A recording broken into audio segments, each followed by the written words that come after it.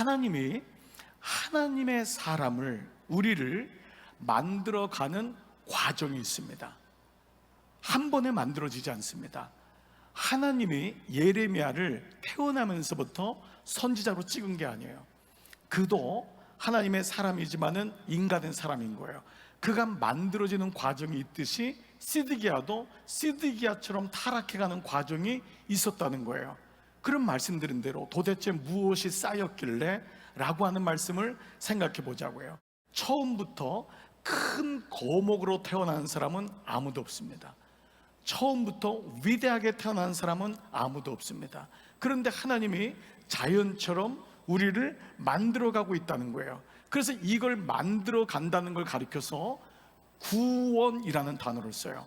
하나님의 구원은 천국에 가는 것만이 아니라 이 땅에서 천국을 갈 수 있는 사람으로 아름답게 빚어져 가는 거예요. 주님이 만들어 가시는 거예요.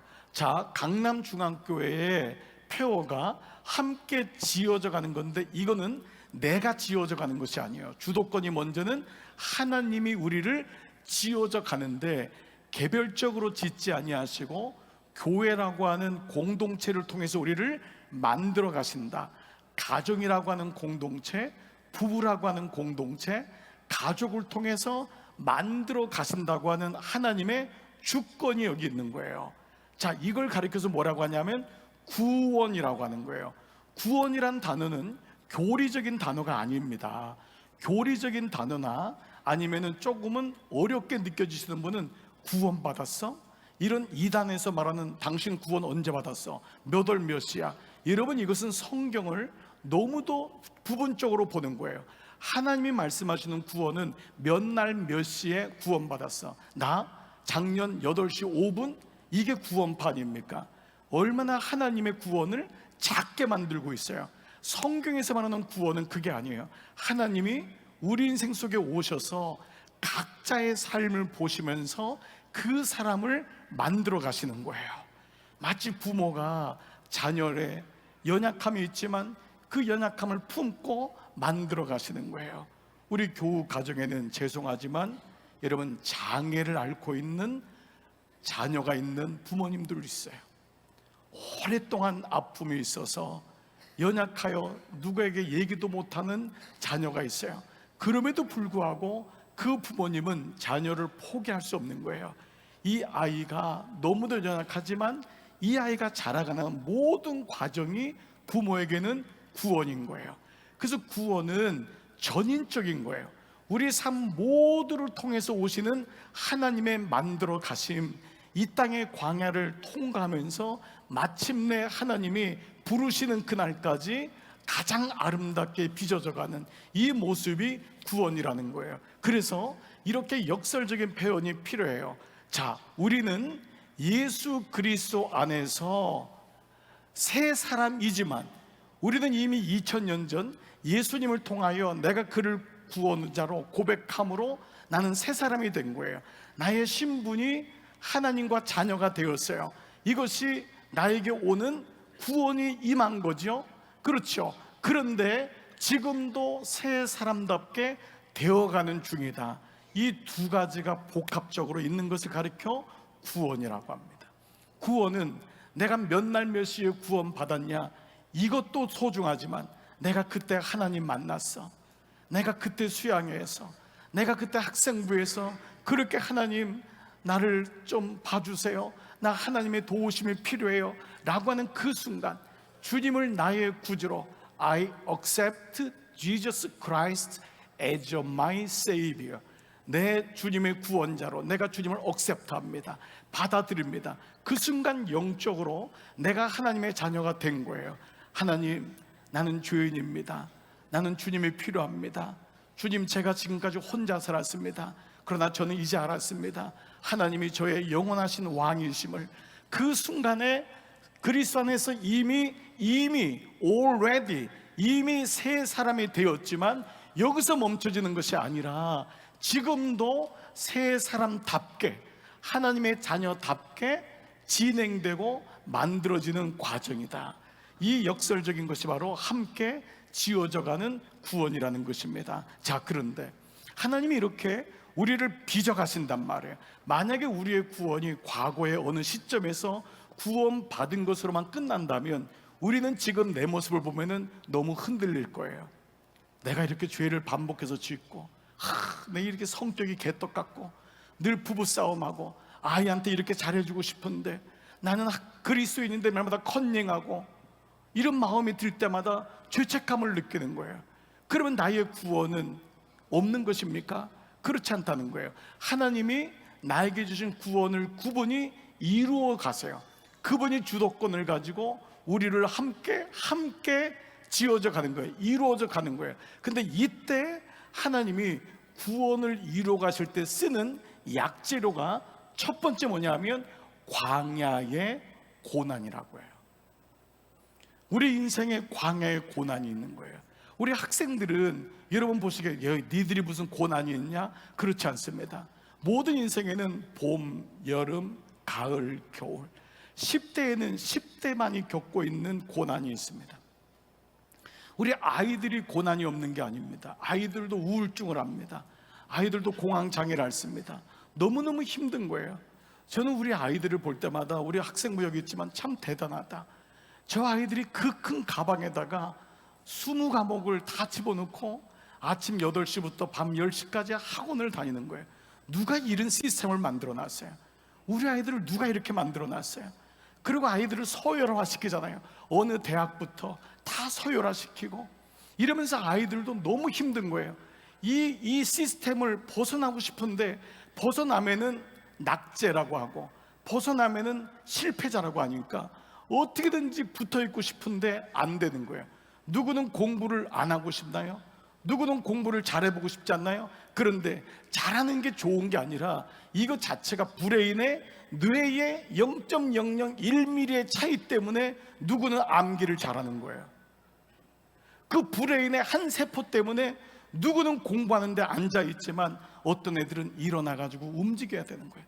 어떤 애들은 그림을 그리고 싶은 거예요.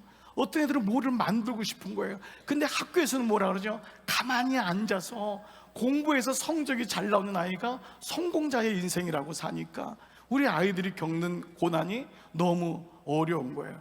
여러분, 자녀들이, 우리 아이들이 대단한 겁니다. 저는 오늘 이 말씀을 통해서 우리 아이들, 우리 유스, 우리 학생부, 여러분, 우리 아이들 좀 축복하면서 박수 한번 했으면 좋겠어요. 정말 니들 진짜 정말 대단하다. 그렇게 생각해야 돼. 지금 뭔지도 모르고 지금 박수를 지금 아이들은 지금 치고 있는지도 모르겠어요. 자, 여러분 보세요. 인생은 봄, 여름, 가을, 겨울이 있다는 것이죠. 우리 인생이 이런 거예요. 자, 필연적으로 감당해야 될 아픔이 어떻습니까? 70 되신 우리 어르신들, 80 되신 분들, 이만큼 사니까 고난 없죠? 아무 문제 없으시죠? 인생이 초월되셨죠?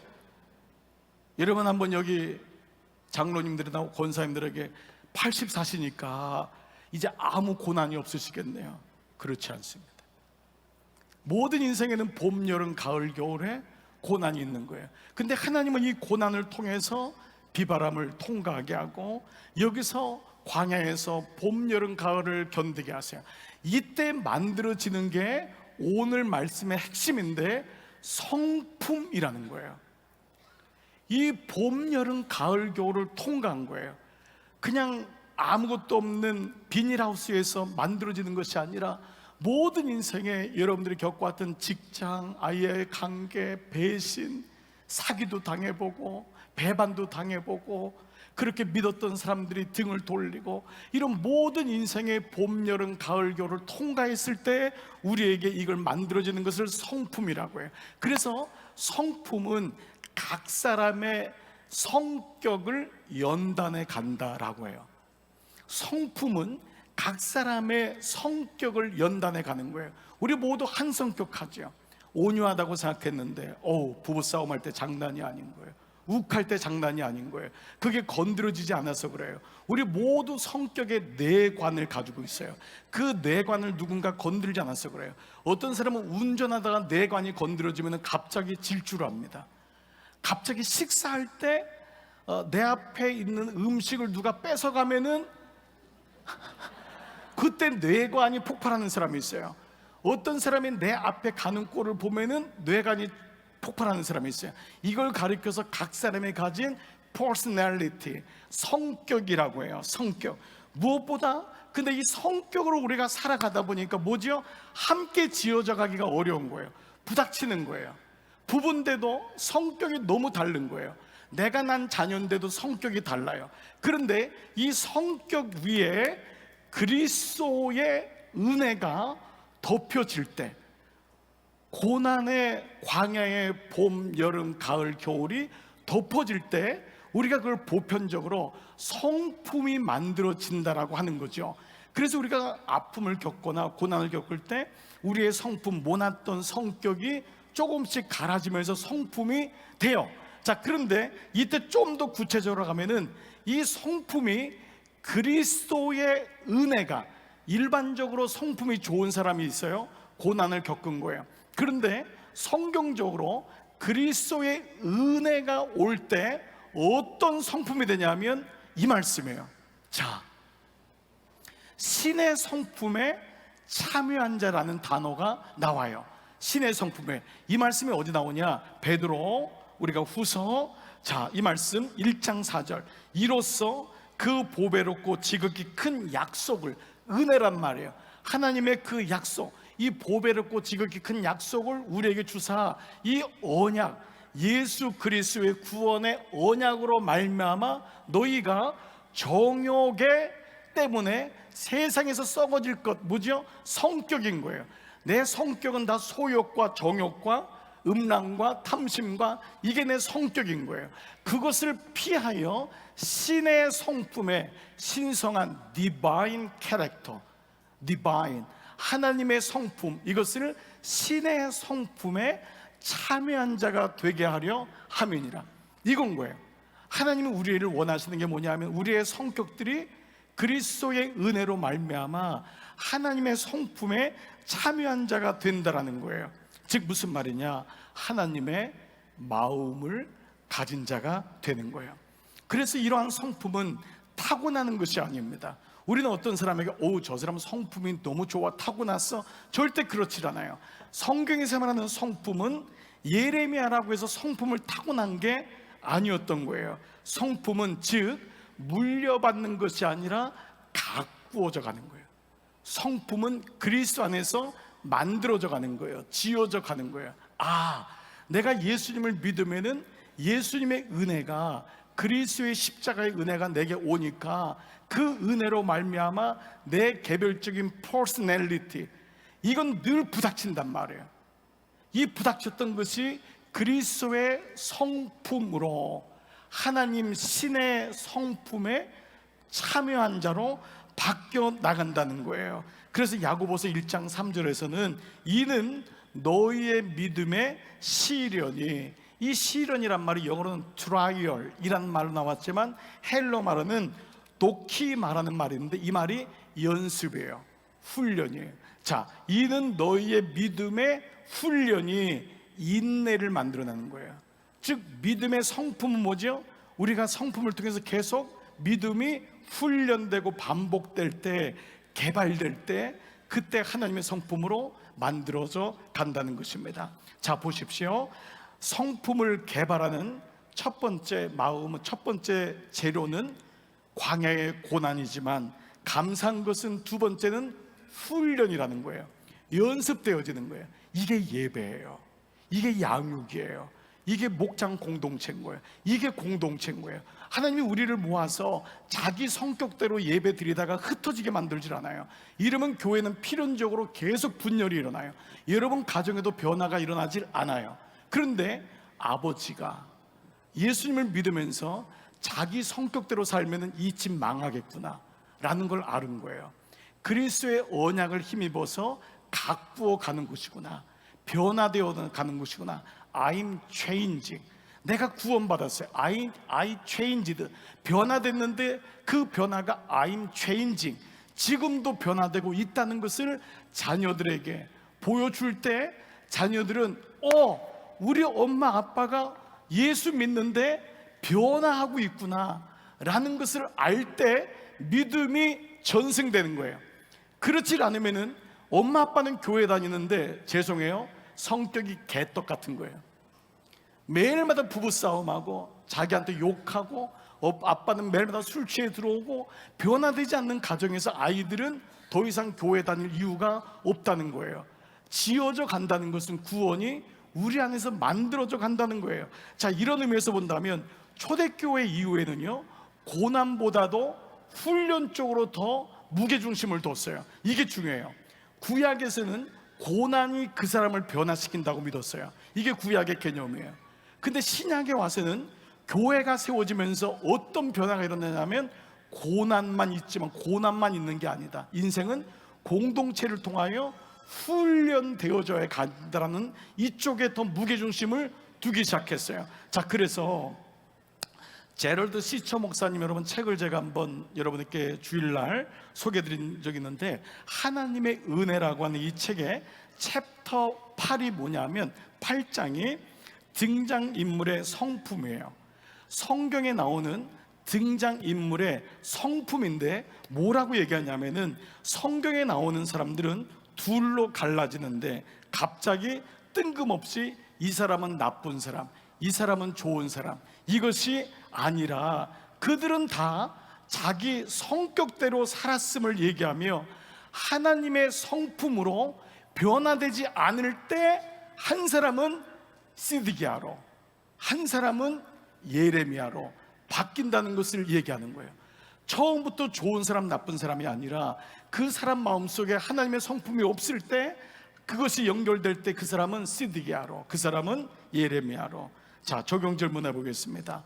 오늘 본문의 말씀으로 들어온다면, 나는, 나의 성격은 훈련되어 성품이 되고 있는가? 이게 오늘 여러분을 이제 세상으로, 집으로 돌려보내드리면서 이 질문이 되는 거예요. 나의 성격은 공동체 안에서, 여러분이 왜 우리 교회가 목장 안에 이걸 그냥 교회가 편의적으로 나누기 좋으라고 군대 말로 분대, 소대 이런 시스템으로 만드는 게 다일까요? 그렇지 않습니다. 우리는 필히 공동체 안에서 나를 보게 돼 있는 거예요. 절대 거울로는 여러분을 자신을 못 봅니다. 그 부부기 때문에 보이는 거예요. 그래서 부닥치는 거예요. 자녀가 있기 때문에 내 모습이 보이는 거예요. 적용 질문 다시 해볼게요. 나의 성격은 훈련되어 성품이 되어가고 있는가? 여러분, 이 적용 질문이 여러분에게 다시 한번 들려지기를 바라요. 4세기 말에 밀라노의 주교였던 하나님의 사람 암블로스가 그리스의 성품이 자라나는 원리를 운동선수에다가 비교한 적이 있어요. 자, 요즘 파리올림픽이 어제부터 시작했죠. 보십시오. 운동선수가 경기에 자기의 이름을 올려놓고 빈둥거릴 수 있을까? 아니다. 날마다 기름을 바르며 훈련한다. 특별한 음식이 주어지고 훈련이 부과된다. 자신을 깨끗이 지켜야 한다. 당신도 그리스도의 싸움에 이름이 올려져 있다. 당신이 참여하고 있는 경기의 상은 면류관이다. 그러니 연습하고 훈련하라. 기쁨의 기름을 바르라. 그 연고는 아무리 써도 동인하지 않는다. 우리가 구원받은 자의 이 다음의 삶은 구원을 지켜나가는 거라면, 구원을 지켜나가는 핵심이 뭐냐면 성격이 변하여 성품으로, 그것이 우리의 공동체와 나를 끌고 가는 힘이 된다는 거예요. 그래서 이걸 가리켜서 여러분, 갈라디아서에서 여러분 잘 알고 있는 성령의 몇 가지 열매요? 9가지 열매. 여기 대해서 우리가 한번 묵상이 되는 거예요. 성령의 9가지 열매가 뭐죠? 자, 사랑, 희락, 화평, 오래 참음, 자비, 양선, 온유와 절제니. 그렇죠? 네. 충성과 온유와 절제, 이 9가지라 그랬어요. 자, 그런데 성령의 9가지 열매라 그랬단 말이에요. 무슨 의미냐? 씨는 내가 예수님을 믿는 순간에 다 주어지는 거예요. 씨는 모든 사람에게 부어지는 거예요. 열매는 가꾸어야 돼요. 열매는 가꾸질 않으면 똑같은 씨를 부여받았는데 어떤 사람은 여러분 아무것도 없는 배짱 마른 열매를 가지고 있는 거예요. 근데 어떤 사람은 씨가 예수를 믿을 때 똑같이 주어졌을 때 이것이 우리 안에서 열매로 드러나는 거예요. 성령의 열매. 그래서 이 9가지 모두가 공통점이 있어요. 한 가지는 성품에 관한 거예요. 이 9가지 열매는 은사인데, 이 은사가 영적으로 막 거듭나고 막 뒤집어지고 뭐 방언을 하고 뭐 어떤 영적인 상태에 있는 것이 아니라 9가지가 다 성품이에요. 그래서 제가 결혼하는 부부들을 할 때 이 사람의 성품이 어떠냐, 직장이 중요하지 않아요. 물론 안 중요하다고는 할 수 없을 거예요. 우리는 그것만 보는 거예요. 성품을 못 보는 거예요. 그리고 이 사람의 성격이 이런데 그리스도 안에서 주님의 성품으로 변할 가능성이 있는지를 보는 거예요. 그래서 두 사람이 예수 안에 들어오는 게 너무도 중요하잖아요. 그래서 두 번째는 뭐냐면 9가지 성령 열매가 관계 속에서 형성돼요. 이게 필연적이에요. 성령의 열매가 훈련되는 것은 나 혼자 터득하는 게 아니에요. 나 혼자 공부하는 게 아니에요. 그러면 혼자 살지요. 아무하고도 만나지 않죠. 그렇지 않아요. 바로 이 두 가지는 성품에 관한 것이고 관계 속에서 맺어지는 것이다. 이제 말씀의 결론을 내려볼게요. 시드기야 왕으로 돌아볼게요. 시드기야는 어떻게 이런 일이 하루아침에 일어났을까요? 아니에요. 그의 성격은 그리스도를 거부하는 거예요. 계속해서 자기 주장으로 살게 되는 거예요. 어느 날 자식들이 눈이 뽑히고 다 죽고 자기가 이렇게 돼도 결국은 거기 머물러 있게 되지만, 예레미야는 그에게만 하나님 말씀이 임한 것이 아니라 하나님 말씀과 커넥션 되는 시간이 계속해서 연결되고 이루어졌음을 보게 되죠. 이러한 가운데 에벤멜렉이라고 하는 황관, 구스, 이방인, 구스 사람, 이 사람은 이디오피아 사람인데 그 시드기야 왕 옆에서 돕는 구스 사람인 에벤멜렉이 구원을 받아요. 그러면서 놀랍게도 이 사람의 구원을 통해서 오늘날 우리에게도 구원이 임했음을 보여주는 구속사적인 말씀으로 마무리가 되고 있습니다. 말씀에 보면은 오늘 이제 제가 마무리를 할게요. 이 구스 사람에게 어떤 은혜인지 여러분 오늘 PPT 제일 마지막 걸 한번 볼게요. 하나님의 말씀이 들린 사람으로 나와요. 시드기야 왕도 하나님의 말씀을 못 들었는데 이방인인 구스 사람인 그 종이었던 그 사람에게 하나님 말씀이 들려요. 그리고 그는 하나님의 구원을 경험하게 되죠. 마지막 17절 18절 보면은 여호와의 말씀이니라 내가 그날에 너를 구원하리니 내가 그 두려워하는 사람들의 손에서 넘겨지지 아니하리라 내가 반드시 너를 구원할 것이라. 하나님의 열심이 등장하는 거예요. 하나님의 열심이, 그 하나님 말씀을 듣기를 원했던 하나님의 은혜가 이 두 가지가 동시에 가는 거예요. 하나님의 구원이 임하는 절대적인 주권과 동시에 나는 그 은혜를 받은 사람으로 나의 소욕적이고 욕망적인 분열적인 다투는 이기적인 성격에서부터 그리스도의 신에, 그리스도의 하나님의 신에 동참하는, 참여하는 자로 변화가 일어나고 있는 것입니다. 오늘 이 에벤멜렉의 18절에 이런 고백이 있어요. 18절 내가 반드시 너를 구원할 것인즉 내가 칼에 죽지 아니하고 내가 노략물같이 내 목숨을 얻을 것이니 다 같이 한번 읽을게요. 시작. 이는 너가 나를 믿었음이라 여호와의 말씀이니라. 뭐라고 하죠? 너가 나를 믿었음이니라. 이게 구스 사람에게 주시는 은혜인 거예요. 자, 믿음이란 다시 두 가지예요. 하나님이 은혜를 주시지만 그 믿음을 가지고 이 땅을 살아내야 하는 것은 우리의 몫인 거예요. 이것이 바로 성격에서 신의 성품에 참여한 자로 우리는 그렇게 지금 변화되고 있는 줄 믿습니다. 그래서 여러분이 참아주고 견뎌주고 돌봐주는 거예요.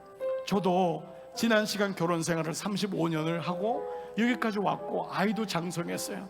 그런데 제가 보니까 이 모든 울타리들, 그리고 제가 우리 가족만이 아니고 목회하면서 모든 성도님들의 삶 속에서 제 자신이 보였던 거예요. 그리고 하나님이 만들어가고 계신 거예요. 신의 성품으로, 하나님의 성품으로. 구스 사람이었던 우리에게 그 믿음을 보고 주님이 구원을 주시고 우리를 통해서 구원의 일들을 이루어가고 있는 줄 믿습니다.